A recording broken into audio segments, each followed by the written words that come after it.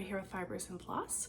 I just wanted to go over some of the knit projects that we made for people for Christmas, and Ava also wants to come and share her much anticipated sweater today. Yeah, so I thought I'd give it a go with a floss tube with only knitting. I've never really watched any knitting floss tubes, and I kind of think maybe I should have done that in preparation, but it's Christmas holidays, my parents are visiting, the kids are home from school. I don't have a lot of time to do that right now. So I thought I would just like to show some stuff that I've been really busy knitting over the month of December. I haven't got a lot of cross stitch done because I tend to make a lot of gifts for Christmas, and a lot of those gifts are knitted. So I thought I'd just dive right in and show you what we've been making. I did want to start with sharing what I'm wearing today. I made some notes because I can't remember all the details, right? So today I'm wearing On the Spice Market shawl, and this was by Melanie Berg, and it was a pattern that was published, I think, in 2016. It was pretty big, and I think I had gone to one of the knit cities in Vancouver, one of the first ones, and it was either 2016 or 2017. And there was Julie Asselin had a event. She was a vendor there, and she had all these kits for the On the Spice Market shawl. So I did buy one of her kits and using her yarn, and now I cannot recall the colors, and I have since used up all the scraps with some socks, so I don't have anything left to go on with what the colors were. Unfortunately, you know, my Ravelry is not up to date. I've been on Ravelry I think since 2010 or something like that. And I just went on there today and I thought, oh, you know, if I'm doing a knit only, maybe I should make sure that's up to date for people. If you're interested and you want to see some of the projects that I'm making and get some of those details, I will put them in the description box, but you can also go to Ravelry. So I changed my name from my personal name to Fibers and Floss today as well. And I will update a lot of this stuff. I haven't put many projects on there in the last 10 years. So I have a lot that I can add, and maybe over the next few weeks I'll see what I can do about adding things. So I was able to pull up the pattern though, and I can tell you that it does use size 2.5 to 3 millimeter needles, and requires about 1,000 yards of color. And there actually are 1, 2, 3, 4, 5, 6 different colors, and then the main color, which mine is a light gray there. So yeah, anyways, that's On the Spice Market shawl. You can always check out the Ravelry page, and I'll have the details for you there. At some point I will insert Ava. She's going to show up and go over her handmade sweater as well, which I know a lot of you guys have been waiting to see. The next one I wanted to share with you was a hat I've shown previously, and it was something I was making for my son Kingston for Christmas, and he does love his toques, and so I made an elf hat. And this one is, I made it quite a bit longer than what the pattern calls for. And then on the inside, I actually just off Amazon ordered a red colored, what do you call this, like an ear warmer, I suppose, that's felt. And so it's a bit softer against his forehead there. For the pattern itself, it's called Elfbaby hat, and it's by Robynn Weldon, and the pattern is on Ravelry. It was published in Studio Miranda Designs on PayHip. It does call for a fingering weight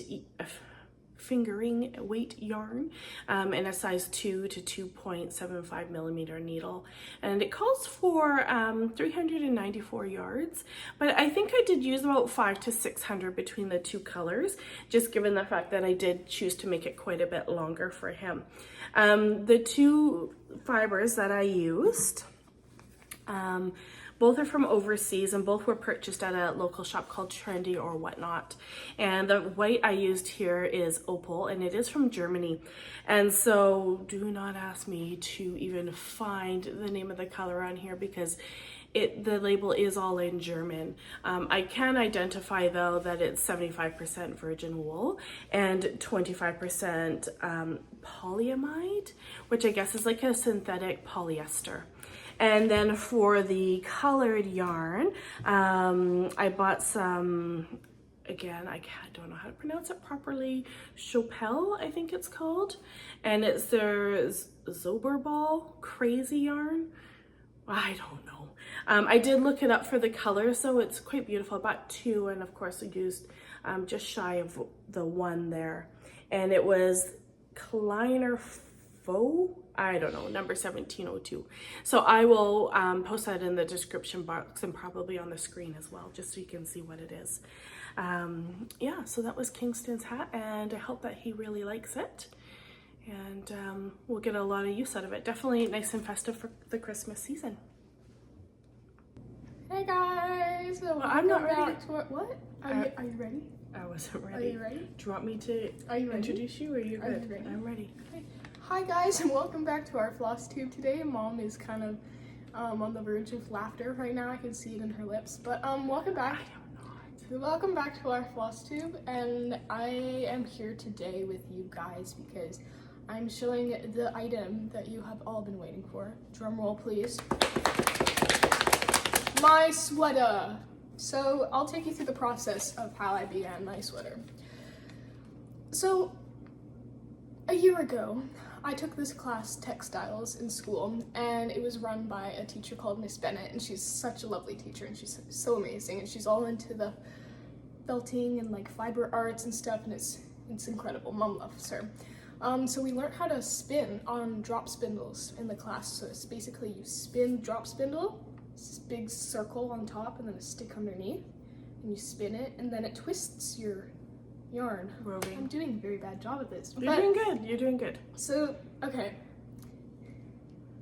This is your roving, and it's basically just like, it's almost like the cotton that you use for filler when you make stuffies or pillows or something. Like cotton batting. Yeah, so it's sort of like that. So this is from a sheep. So they shear the sheep, they wash, they pick any vegetation out of the wool of the sheep, and then the fiber is washed. And then it can be dyed into different colors, and then once it's dyed, it goes through a carding machine, a big roller with tons of little spikes all over, and it helps to kind of fluff it up and blend all your colors into exactly as you like, whether it is a solid color or variegated color. And then you end up with this huge sheet of what we call roving, and that's what Ava has there. It's just a little piece of the roving. Mm-hmm. And there's tons of lanolin in it, which is like the grease of the sticky oils from the sheep. And you can use this roving for felting and other things, but we used it for making our own yarn. So when we spun up the yarn on the drop spindle, we were like, okay, this is amazing. And I brought it home, and Mom was like, oh my god, I love this too. And so we spent hours like drop spindling together, and it was amazing. But we were like, hold on, is there a faster way we can do this? Because we actually wanted to make projects with what we were making, but we didn't have enough yarn to make something like big enough, you know? Like we could make a little square, maybe a knitted square, but nothing big. So we rented a large spinning wheel. Is that what it's called? Yep. And it has a foot pedal, and you pedal it with your foot, and it spins the wheel. And then you feed in your roving, and it twists it all up, and it goes onto your bobbin. And then you end up with a strand of yarn, and then once you ply your yarns, you end up with skeins like this. So your yarn will end up looking like this, and there's 2 sides of this. And you have to spin each side separately and then spin them together afterwards. And so, got multiple of these.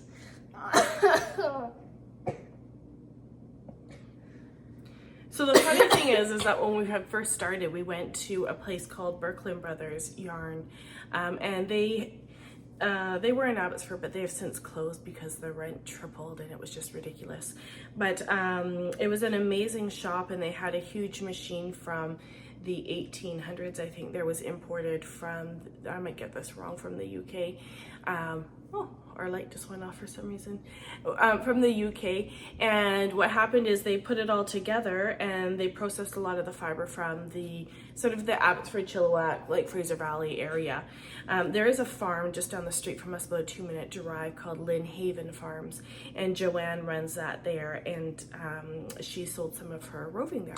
So we did pick up originally a big bag of the brown, and Ava spun it up and then decided, oh, actually I'd like to make a sweater, and but we needed more brown. So we went to Joanne, and she is so incredibly talented, and she was able to dye up more roving. And of course, when you look closely at roving, it's a lot like, you know, Harris tweed, in the sense where it's not one color, you know, it's comprised of 8, 9, 10, 20 colors. And so, you know, you don't always see those colors until you're spinning and little bits of color come out. So in order to kind of replicate the same color match, it's quite a feat, and she was able to do that for us. And then Ava spun all that up and decided she's making a sweater. She started knitting it, and we thought, we need more roving again. So we had to go back to Joanne again, and she was able to do the exact same thing. At this time we had lost our color card that showed what colors she had used, so she had to do it all just from her talent of, you know, looking at it, recognizing dye colors, and pulling in, you know, what she had in store by looking at what Ava had already spun up. And as you spin roving into yarn, depending on your spinning techniques as well, it can look quite different. So it's a very challenging process to try and match roving to already spun yarn, but she was able to do it for us, not once, but 2 times. Yeah, so then from there, Ava takes what is already now called a plied yarn, 2-ply, and then we soak that in some water to set the twist. Water with special soap or something in it, and you kind of like massage it in there for a minute, and then you let it soak, and then after, I don't know, how long do we let it soak? Half an hour. Half an hour. So after half an hour, you take it out and you have to thwack it. Now, thwacking is kind of interesting and fun, but it's easier to do in the summertime because you actually have to like smack it on something really hard and water flies everywhere. So it's not the best thing to do inside your house during winter. But in the summer, you can go out onto the deck and just hit it on the ground. And I have a few videos. I might be able to find one to put on the screen here. I look kind of goofy, but here it is. And it basically just, it just gets all the water, it brings the water out. And then you do this thing like this, that thing, what is that called? I don't know, but that gets the little waters out. and then you hang it to dry, and once it's dry, you put it into your skein. Okay, well I did a very... Right, so we have a dog. So yeah. Who's generally very quiet unless somebody is here, so she'll settle. Okay. But yeah, and then once you have your skein, you put it on your Swift. Your Swift. And then once it's on your Swift, you spin it on the with a thingy. You put it on the thingy, and then you grab the thingy and put it on the thingy, and then you wind the thingy, and you end up with this thingy. A yarn cake. Yes. And then you can knit. Shall we share your sweater? Oh yes. Should I show it and then come back with it on? Absolutely. Okay. Maybe show it, and then yeah, when you go put it on, I can talk about the pattern. Okay. So, this is the moment you guys have all been waiting for. I know you've been very excited, and I've been making you wait. But here is my sweater, and I cannot see the screen, so I don't know what's showing. It's a work in progress. I just finished the cuff on this sleeve. So this sleeve is entirely done. And now we just have to do our second sleeve island. And then with the remainder of our yarn, we're just gonna continue growing the bottom a little bit longer because it's really short right now. It's like a crop top sweater, and that is not what we want. So the fit of the sweater actually is very boxy. And if you want to maybe hold it up a bit closer. Like so they can see the colors or something? Yeah, and the pattern So the pattern, it's a straight knit, and then every third row you do 3 knits and a purl, 3 knits and a purl. And if you were using a regular commercially manufactured yarn, you'd really see that pattern a lot clearer. But with handspun yarn, it's already, there's a lot of it, well, I don't know if you want to say inconsistencies, but the weight of the yarn tends to vary a little bit. It's just more handmade. Yeah, so it naturally is a little bit bumpier as it rests, especially when you're using like a bulky weight or a chunky weight yarn. So yeah, do you want to go try it on? Yeah, I think I was showing this like Can we show some of the colors? So I wonder if I'm actually this one here. I'm going to pause it and fix our light so you'll be able to see the colors better, and we'll be right back. 1 sec. And we're back. What? What? Because okay. All right, we were showing you the colors. Do you want to show them the colors, or cause No, you okay. On the show. So you can see throughout the pattern, there's a lot of like greens and purples and yellows. Looks a bit distorted there. Maybe come back like the colors a bit there. Oh, that's more true to the color right there. There is, yeah, the greens, yellows. There's some fire, I think it's called Fire Star as well in there. Well, when I look really close in person, there's a bunch of purple hidden in the front here. Yeah. And on the sleeve, it might be easier to see those extra colors that pop out there. What? You just hit me in the face with it. Oh, did I actually? I'm so sorry. Yeah. I was looking really back here, you can see, really nice thing on the back. I don't know if you can see, but there is some, oh, see there's some sparkle, like right in here. Oh yeah, there's definitely sparkle on it. Isn't that green? It's called, I think it's called Fire Star. And it's kind of throughout there. So it's not obvious, there's not a ton in this carded bat, but there was definitely some for sure. Yeah, and I like the very large orange streak on the back. I think that is such a cool addition to the piece. We opted for actually doing a rolled cuff here, cuff and collar, with a bulkier, softer yarn.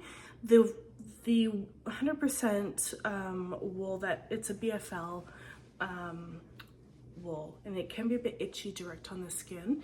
So Ava wanted something a bit softer for her neck and wrists, and then the rest, if she's wearing a shirt underneath, won't bother her. I'll definitely have to wear like a long sleeve underneath, because I wore this the other day and it was like itchy. But I'm gonna go put this on now. Please enjoy my mother talk about this stuff. I'll be right back. Okay, so the name of the sweater, I've made some notes. It's called the Myra Sweater, and it is on Instagram. It's by Simone Ryan, and it was published in Rust Knitwear Designs. It does call for a bulky weight yarn. As we said, Ava did spin her own yarn, and so some is about a worsted, some is a bulky, some is a chunky. So between all of that, it kind of evens out to what is needed with the bulky. It does use a size 6 to 7 millimeter needle, and requires about 1,400 yards. Okay, Ava, you just have a bunch sticking out the front. So Ava's coming back. She has it on. She can come show you. Sweater on. This is a very bad angle. Maybe we'll insert some pictures of you wearing it so you can see it a bit better. Cool. You just come up here, guys. So this is the sweater. The sleeve. This green line will be gone when we take it out. Is it on the front? No. This was just to hold the sleeve together when we had nothing attached to it. I've left it there for counting because Ava has made this sweater on her own, but it helped with a few modifications because the sleeves were very bulky, and we wanted it to kind of taper down a little bit more towards the wrist. When we made it, it was very large, and all of a sudden it went really skinny, so yeah. So that's the only modification we made.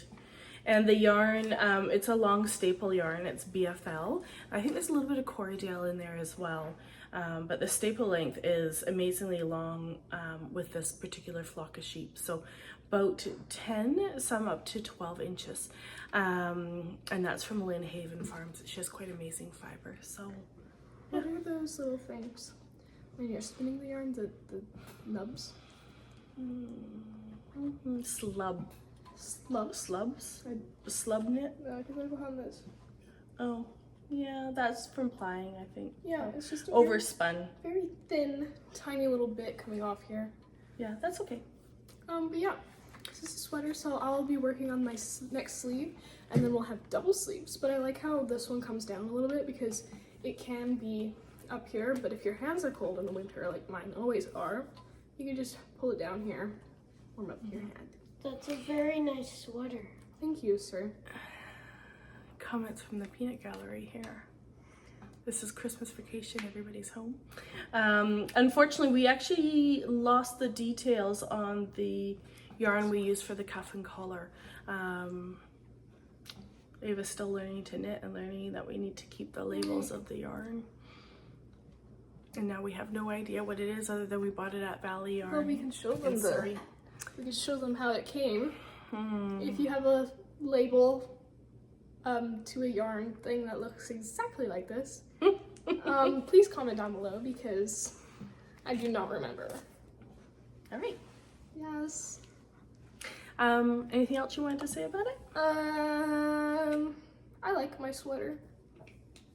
And it's very cool that you made it yourself, right from start to finish. That's about it. Okay. Okay.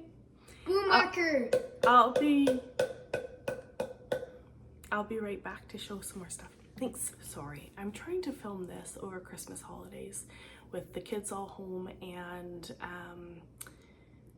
there may be some interruptions, so hopefully it doesn't bother you too much. I wanted to move on to a hat I made for my father. So my dad and I both have large heads, and it's always a challenge to find one where, you know, the brim isn't quite tight, or quite often I'll add an extra 10 stitches when making a hat. And so I did find this pattern for him, and I just used stash. It was a destashing project, and so I made this hat for him. And it is a really nice pattern and quite a slouchy hat. I'll see if I can maybe insert a photo of him or myself wearing it. Maybe I'll just, I don't know where the front is, but I'll pop it on for you guys so you can see how it is quite, like, it's slouchy back here for sure. And I have a large head, like I definitely measure 23.5 inches. So anyways, I've made this for him. The pattern is called Whitman's Slouchy Hat by Danielle Morgan, and it was published in Golden Apple Threads. And now I have crazy hair. It calls for a DK weight yarn using a 3.75 to 4 millimeter needle and 200 yards. So, and again, unfortunately, because it was a destasher, I'm not sure the name of the thread or the yarn. Usually I do have you know, the label folded up inside each yarn cake, but I had knit a sweater for my son about 10 years ago, I think, and I actually ended up cutting out like all the blue and the gray, and the sweater was largely just the greens. And so it's odd I have these 4 balls where a little bit of each, I don't know, but none of them had a label on the inside. So I don't know, I don't do that anymore. I'm not sure what happened there. But anyways, that's the hat that I had made my son. And then I had made some mittens. So I'm a huge fan of color work, and I thought I'd make some Norwegian style mittens this year for my mom and for my daughter. And so I did. These are the mittens I made for my mom. And then this is the back side of them there.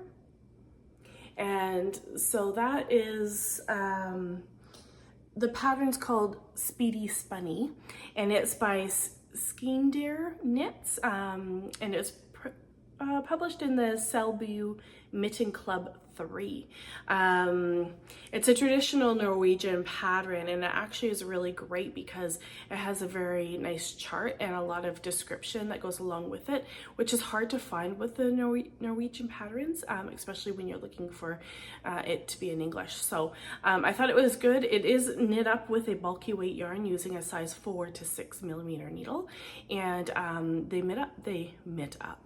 knit up very quickly, and I was quite happy with it. And I don't have mitten blockers. I probably should get some. So I just block them using, you know, the pins in the mat, right? Anyway, so that is the mittens I made for my mother, and these are the 2 colors that I used here. Both of them are the Malabrigo Chunky.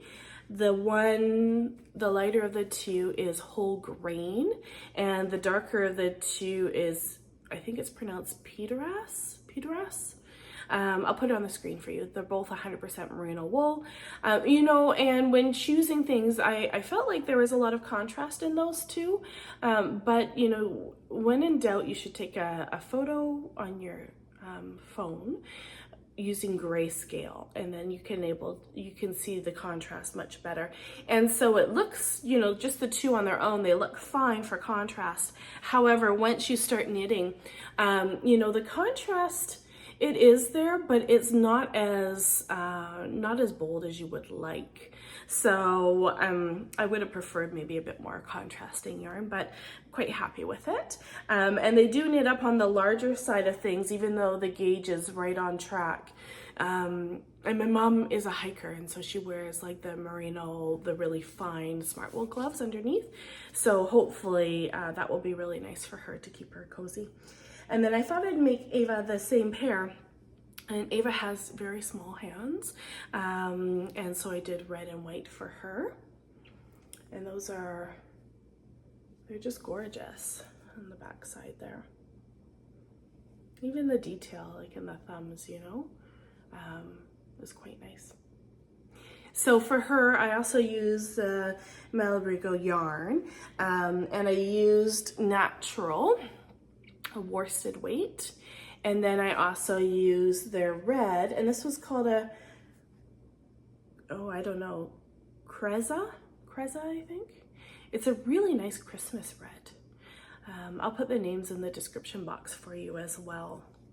And of course it offers a lot more contrast than the other ones. So if you're just looking between the contrast of the 2, I'm dropping yarn all over the place. Clearly the red and white offers a much stronger contrast than the gray and the, I guess kind of purple greens. So those are my mittens, and then I have one more project to share with you as well. This is a hat that I made for my middle child, for my son, and I also made the same hat for my husband using the same yarns, but changing the colors around a little bit. Now, I've made this hat before for my husband years ago, and he actually wears it all the time. So I thought, well, we'll just kind of update it with some fresh, bright colors. So this is the Clayquot toque by Tin Can Knits, and it was published in Road Trip. This one here, I'll show you the side. This is my one that I made for my son. I don't know if you can see the black there.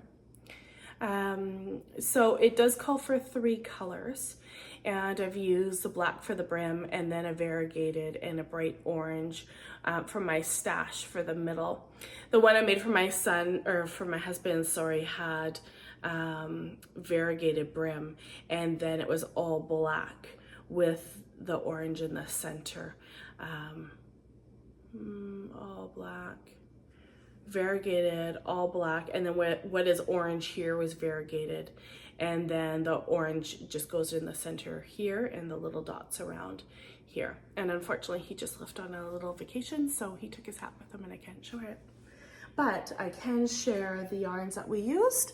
So for the black and the variegated yarns, these ones here were both Malabrigo yarns as well. They're Rios worsted. The black is just black, and then the variegated one is called Sagittarius, and they're both 100% merino wash merino superwash, sorry, and purchased from Valley Yarn, one of our local yarn stores here. And then the yarn that I used for the orange is very old. I bought it at 88 Stitches, local to me as well, but I bought it many years ago. I think that store's been closed now for about maybe 8 years or something like that. And so this is Kenzie from New Zealand with Love, and it's by Haiku, maybe Hikoo. And the color actually doesn't have a name for the colorway, it's just color 1006. And it's quite a nice orange. It is very fuzzy. I don't know if you can kind of see some of that fuzz on there. We have a dog, and as I was knitting, I thought, oh, there's dog hair everywhere, but it's actually just this fiber. So the blend is 50% New Zealand merino, 25% nylon, 10% angora, 10% alpaca, and 5% silk. It's a highly blended yarn, but it is beautiful and it's quite vibrant. So yeah, I think it went really well with the hat. They, they're quite adventurous guys, and they like to be outside lots and skateboard and stuff, so I thought it would suit them for sure when they're out there. In terms of haul, I have a couple things. I think I'll grab it and come right back to show you. Just one second. Prior to Christmas, I did order myself a pom-pom maker kit just off Amazon, because for years I've made pom-poms for toques, but I just use cardboard, and I like the cardboard, it works well, but these are relatively inexpensive, and for the cardboard, they definitely, it ends up quite bent over time, and that's not as stiff. So I was at the point of needing to make a new cardboard form, or I thought, I'm just gonna get one of these. So if you haven't used these makers before, they're actually quite simple to use. You can see there without the glare. I guess I could do maybe a tutorial on that at some point if we want, but anyway, so I got that. The other thing is, for Christmas, my husband purchased this lovely set of cards, deck of cards, called a winter doodle deck. And so this is by Pacific Knit Company, and I'll put a couple pictures here for you. It's a really neat deck of cards for color work. The idea is that as you make your color work scarf, and this one is all winter theme, that you would just choose a different, I don't want to show in detail, but a different card that has different patterns that you can put into your color work. And you just kind of draw from the deck, and it could either be a surprise as you are making your scarf or your cowl or your mittens, or of course you could always plan it out, right? So Pacific Knit Co., I think she is from Seattle if I'm not mistaken. So my husband ordered the winter one, and my mom and dad actually got me the autumn one, where it has a bunch of pumpkins and stuff like that. So she's got quite a few different decks, and I think they're really neat, and a different way to kind of change up your color work, but yet make it a little bit personable too. So that's Pacific Knit Co. I'll put her in the description box as well. I've also ordered a couple one-of-a-kinds from Tannis Fiber Arts. I'll put a picture here also. Hopefully that should be sent out in the next couple weeks, I think, because they usually will take breaks when the kids are home from school. So it is a husband-wife that runs Tannis Fiber Arts. She does they both knit, but she does like the commercial side of it and the selling and the marketing, and then her husband Chris does all the dyeing. So together they're Tannis Fiber Arts, and they're really cool, and the colors are just so vibrant and unbelievable, right? Anyway, so yeah, the picture's awesome. Can't wait for those to arrive, and then I'm gonna make some socks out of that. And then the other thing I got was some new needles. So somebody was asking me about needles, what I do like to use, what I have found to be the best, well, maybe the best for me. So, when I first started knitting years ago, I did the same as everybody, where you end up going to the store and you're buying all these sets, right? You're buying this for that for that, different lengths. You get the same end of the needle, but on, is it a 16 or 24 or 30? What's the length of the cording? And then they introduced the interchangeable needles, and that was probably, maybe 15 years ago or so, and so I did have a wooden set from Knit Picks, but I was never really happy with them. I found the plastic cording to kind of double back on itself, or it just didn't swivel or anything like that. And then probably maybe 10 years ago now, I think. Is that long ago? I bought the Chagoo needle set. And since I've bought this, I've used nothing but this, except for the addition of some double pointed needles. And I absolutely love them. I bought the shorties, and they're all interchangeable, but I like them because they're relatively short. So if you are, knitting socks, they work with the magic loop method. If you're using a toque and you're using a very short cord, they work as well. They are stainless steel. They are beautiful set.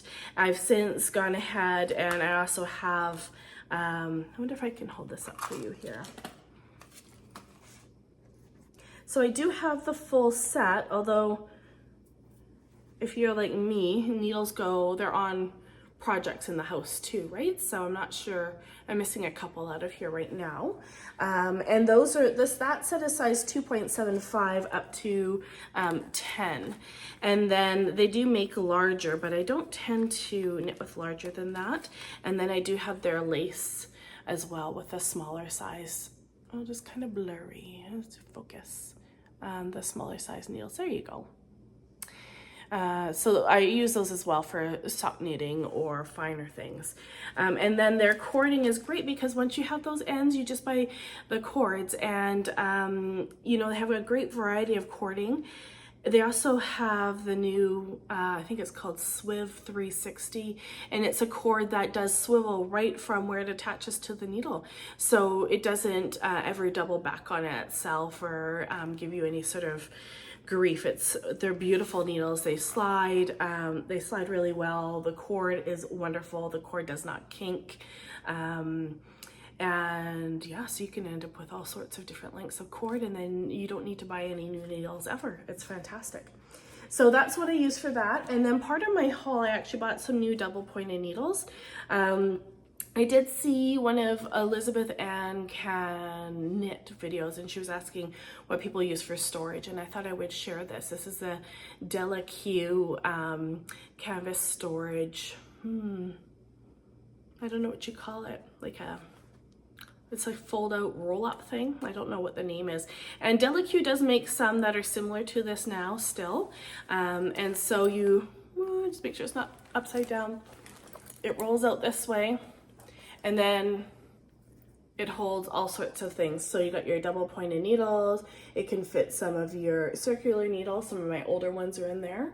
And it holds all different sizes. My favorite up until this point have been the, I think these are the Addy, I think they're called flip sticks. And I like them because I do like a pointed end. I don't know if you can see there, that's kind of pointed. But it does have a doll end at the other side as well. And I do prefer a pointed tip for sure, as opposed to the dollar needles. And so I like those, although they're hard to find. I don't know that they're still being manufactured, to be honest with you. And so when I was knitting the Speedy Spunnies, because it was a bulky weight yarn, I thought, oh, I don't have the double pointing needles that are large enough. So I went and I bought these ones. Oh boy, I don't have the name now. I think it's Loki or something like that. I'll put it on the screen. And I was a bit, I really like stainless steel, but when you're knitting with double pointed, whether it's a mitten or a sock, I worry that they would be too slippery and they might just slide through what you're knitting, coupled with, multiple kids and then the dog in the house. And I could just see something happening there, right? So I thought I'd give these a go. I know they've been quite popular recently, and it is, I maybe shouldn't talk about it because I don't have I don't have it with me. I'll see if I can find the details and put them on the screen. But it is some sort of a wood. I don't know what, but it is incredibly smooth. It's got a really nice finish. And I was a little bit apprehensive about this in the middle here. Sometimes, you know, the yarn can kind of stick on the edges, but it doesn't. It slides over it absolutely no problem. So I'll put the details in the box as well. I did pick those up from Valley Yarn. They do have, they have sets. They've got, individual sales as well of these, and they were quite nice. I would definitely use them again. I would definitely buy more of them as well for the larger sizes. I tend to prefer those, I think, over some of the other ones I've been using recently. I have these ones as well, and these are Knitter's Pride. I've got a pair in here too. These are Knitter's Pride. They're carbons, and they were quite popular too, and I did buy them a few years ago. But, you know, a couple of things I'm not a fan of. One, you know, the print is wearing off the side. So I like the Chiagu are nice because it's engraved in the needle, right? So, I mean, you can always just check the sizing, I suppose, but nothing quite like flipping open your package and not being 100% sure what size those needles are and having to check it. So I also found that the yarn could get hung up here, where the silver tip meets the carbon needle. And the silver tips are, I don't know, they say they're a brass tip. I don't like the weight of the tip. It feels cheap to me. I do like a heavier weighted tip for sure. And it's pointed, but it's a round point. I don't know, I really don't care for them. They seem cheap, if that makes sense to you. But the new ones I just bought are excellent, love them, and the Addy flip sticks are definitely my favorite as well. So I'm thinking about getting a pair that have is it the Flex? Addy Flex tip or something, you know, where you get the 3-pack and they're kind of like a V, you know, and this part here is the Flex wire, and they have very short needles on either end, and they're great for sock knitting. So I'd like to try those ones out maybe as well. But in the meantime, I just kind of keep using my interchangeables because they're great, and I don't need to,